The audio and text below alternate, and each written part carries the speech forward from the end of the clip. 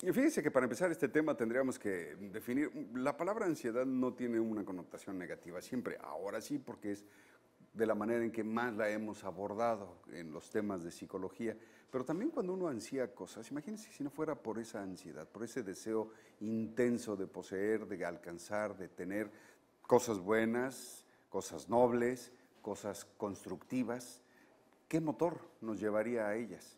Sin embargo, cuando este motor se desborda y nos causa una ansiedad descontrolada y desmedida, es entonces que le hablamos al psicólogo. Ya le hablamos a uno. Aquí está Rafael. ¿Cómo estás, Rafael? Hola, muy ¿Qué bien, tal? muy buenos días. Buenos días. Pues hablando de la ansiedad, claramente lo dijiste ahorita, empezó la ansiedad como una preparación, una manera de analizar la situación para poder estar preparados para lo que venga. Vamos a pensar, si vamos entrando a un túnel o una cueva, pensando en tiempos como prehistóricos, pues las personas antes de entrar tenían que estar alertas a lo que pudiera venir. Y ese sentimiento de antes de que lleguemos a un lugar como esos nervios, es esa parte de nuestro cuerpo haciendo una reacción química para ponernos alerta. Esa adrenalina que sentimos, pues es para este tipo de situaciones, para prepararnos para un examen, para prepararnos para ir pues a una película que queremos ver, pero como claramente se dijo, la ansiedad ya llevada al extremo, ya cuando ya no hay amenazas reales, ya cuando se cambia el cuerpo completamente y empieza el estrés sin realmente una amenaza que lo vale, ya estamos hablando de una ansiedad generalizada, una cosa que ya va a tener efectos secundarios en cuanto a la salud.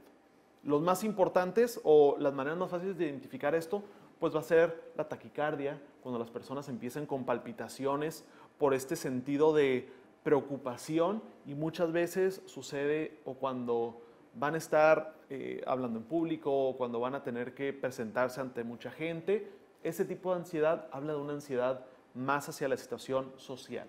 Entonces, todo este tipo de ansiedades nos pueden servir o en algún momento nos sirvieron para estar preparados para la cacería, para los ataques contra otras tribus, pero ahorita en este siglo, pues ya las preocupaciones ya son más de comodidades.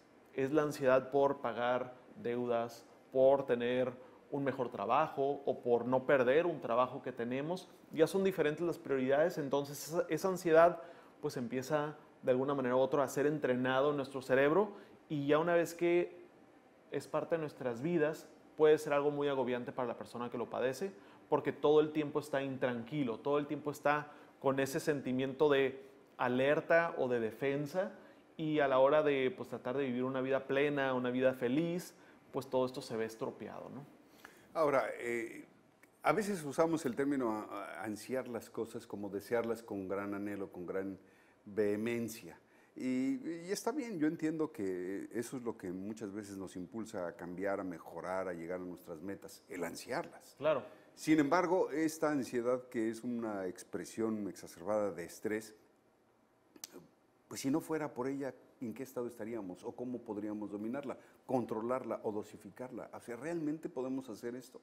Sí, a la hora de que empezamos a identificar pues cuándo sí nos sirve y cuándo no. Como seres humanos nosotros interactuamos con el ambiente. Ahorita estamos sentados en unas sillas, hay mesas, todo eso ya por la experiencia no tenemos que estarnos preocupando que por pegarle y todo porque ya tenemos todo más calculado. Ahí la ansiedad, si la tuviéramos, nos estaría realmente alentando nuestra convivencia o nuestra plática, la estaría estropeando. Yo estaría tal vez distraído en otras cosas. Entonces, a la hora de que ya mi ansiedad me está impidiendo cumplir con mis deberes, ya podemos hablar de una ansiedad que no nos está haciendo funcional.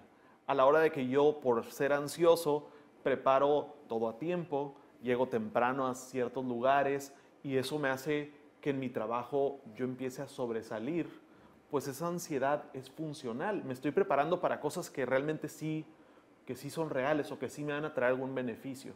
Aquí la ansiedad la podemos definir como un trastorno cuando nos empieza a impedir o nos empieza a obstaculizar nuestras metas. Si yo lo que quiero es realmente es pintar, pero estoy totalmente preocupado por qué va a opinar alguien más de mi pintura o estoy preocupado por que todo salga bien y no pinto, ya es un trastorno de ansiedad que me está impidiendo yo poder lograr cosas. ¿Pero qué pasa si sí pinto a pesar de estar nervioso y ansioso por...? Es una ansiedad que se supo manejar, de alguna manera u El otra. chiste es que no te impida hacer las cosas. Claro, porque digo, todos sentimos ansiedad. Esa interacción con el medio ambiente pues nos hace estar preparados para lo que venga. Si vamos caminando por la calle y no tenemos ansiedad, pues igual y ni volteamos hacia los lados en una glorieta y nos atropella un carro. Pero hay un cierto nivel de alerta o de ansiedad donde estamos preparados de que, ok, en tantos pasos se acaba la banqueta. Yo ya me estoy preparando con los mismos mecanismos de la ansiedad, pero sin desbordarlos a llegar a, ahí está la banqueta, me tengo que preparar para no caerme, y si me caigo y empiezo a pensar en lo peor, igual y me quedo parado y ya no avanzo en esa caminata. Sin embargo, si yo puedo prever las cosas, de que, ok, pues en tantos pasos viene la banqueta, volteo para un lado, volteo para el otro, viene un carro, me freno, pasa el carro, toda esa es ansiedad, pero bien manejada. Entonces, ansiedad es una parte del ser humano que nos ayuda a prepararnos hacia lo que viene. Si yo estoy pensando en ajedrez, pues ese mismo mecanismo es el que me va a estar preparando para, si esa persona mueve esa pieza, yo ya tengo una respuesta. ¿Por qué? Porque mi cerebro se está preparando para las posibilidades. El problema es cuando esas posibilidades son lo peor y me frenan para yo vivir una vida normal. O sea, ¿cuántas personas no tienen esa ansiedad por manejar porque realmente tuvieron un choque alguna vez? Claro. Y ya nunca lo superaron, ya fue tanto el miedo o la preparación para otro choque que ya no quieren sentarse atrás del volante porque pues no voy a hacer, esa ansiedad les gana. Y tristemente, esa misma ansiedad, cuando sí se pongan al volante, lo van a transmitir en su manera de manejar y los hace todavía más propensos a chocar. Sí, claro. Entonces, una persona relajada, un poquito menos ansiosa, es una persona que tal vez no va a tomar decisiones impulsivas o reacciones o hiperagresivas o del otro extremo que es totalmente sumisa. Una persona con mucha ansiedad puede ser una persona muy agresiva. Por ese miedo a lo que pueda pasar, puede escalar las cosas de más o, en su defecto, no hacer nada y quedarse como estatua por la ansiedad. A ver, Rafael, déjame preguntarte algo. Estamos viendo que en este caso, por ejemplo, la ansiedad exacerbada de la persona que tuvo un choque, bueno, pues esto podría llamarse el estrés postraumático, ¿no? Claro. Que le puede llevar durante mucho tiempo. Pero la persona que es ansiosa por lo que le ha pasado en la vida, o hay personas que tienen por nacimiento esa personalidad? Pues ahora sí que hay de las dos, porque yo puedo nacer con una cierta alteración de los mecanismos de los neurotransmisores que los traigo tal vez hipersensibles. Que igual en algún momento esta hipersensibilidad me hace pues un poquito más alerta. Vamos a decir que como deportista de rápidos movimientos, un futbolista, pues le va a beneficiar ser muy sensible porque siempre está pensando en dónde va a estar la pelota, o como un portero, esos reflejos se pueden ver del lado positivo, pero una persona ansiosa por nacimiento es una persona que tiene alterados estos sistemas internos y por eso mismo hay medicamentos, hay ciertas dietas para que la persona se nivele. A la hora de la hora nadie está exento de tener un imbalance interno, ya no por lo que nos pasó, ya no por amenazas o traumas que también pueden provocar esta predisposición. Entonces, si yo ya soy una persona que es un poco sensible de más a las situaciones y aparte me sucedió algo, algún trauma, alguna crisis real, me convierto en una persona muy ansiosa que va a ocupar, aparte de ciertos medicamentos por todo lo biológico, va a ocupar también un apoyo terapéutico para todo lo mental. Entonces, es una combinación. Hay personas que no tienen esa predisposición, pero que las situaciones los provocan, y otras personas que no tienen situaciones que los provoquen, pero su mismo cuerpo los mantiene siempre alertas. Pues es increíble porque aquí tenemos que entender algo en esta vida moderna.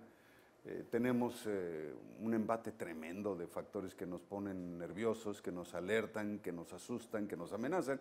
Y vamos por la vida, una vez que los dominamos, no quiere decir que los hayamos superado. Simple y sencillamente quiere decir que aprendemos a funcionar con ellos. Ese día.